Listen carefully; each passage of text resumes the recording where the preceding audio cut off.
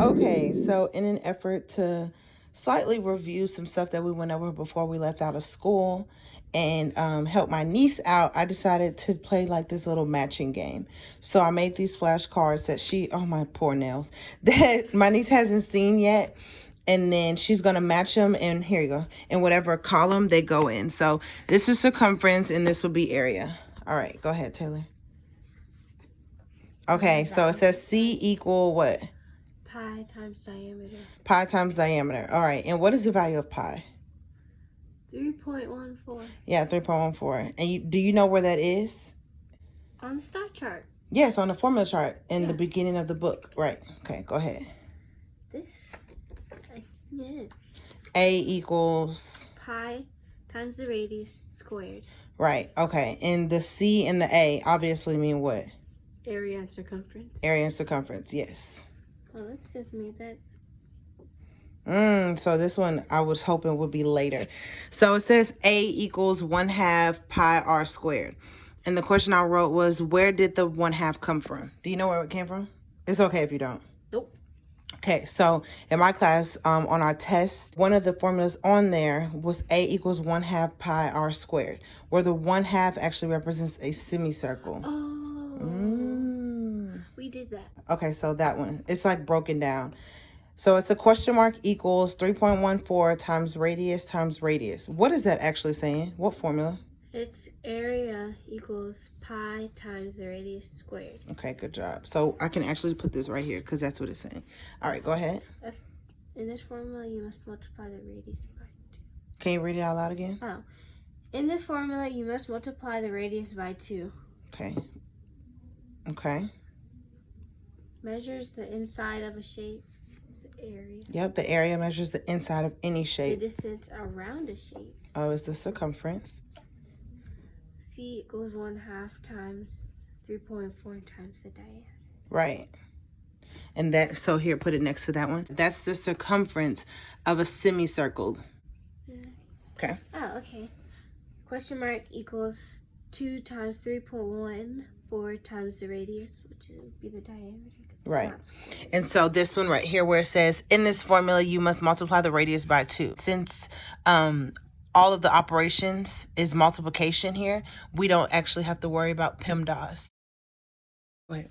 Oh. Yeah. So over here, technically, we would have to worry about PEMDAS because that's a squared. Yeah.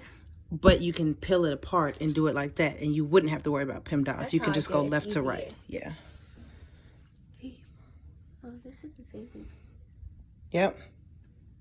In this formula, you must square the radius. Radius squared. Good job. And then this is...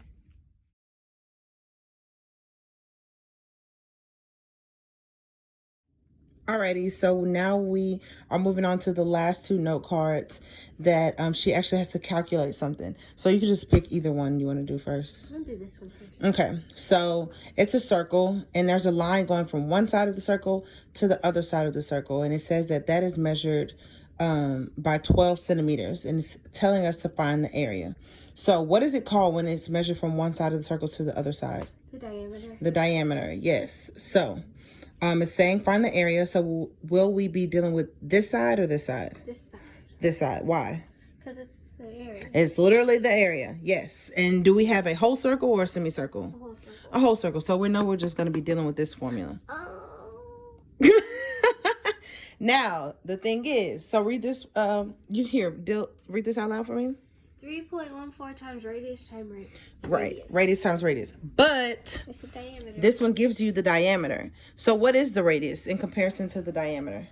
The radius is half of the diameter. Right. The radius is half of the diameter. So if the diameter is 12, what's the radius? 6. It's 6. So everywhere we see R, we're going to plug in a what? A 6. A 6.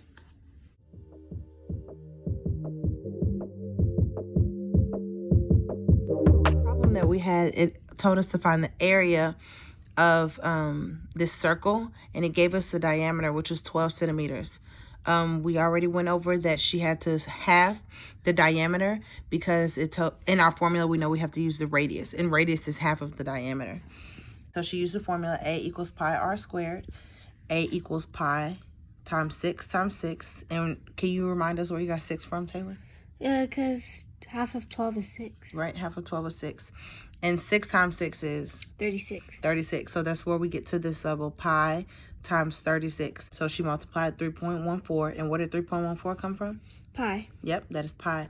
Multiply 3.14 times 36. And I saw you did the 2, you moved the decimal 2 places to the left. How did you know to move it 2? Because there's 2 decimals in 3.14. Good job. And then you put the centimeters Squared. Good job.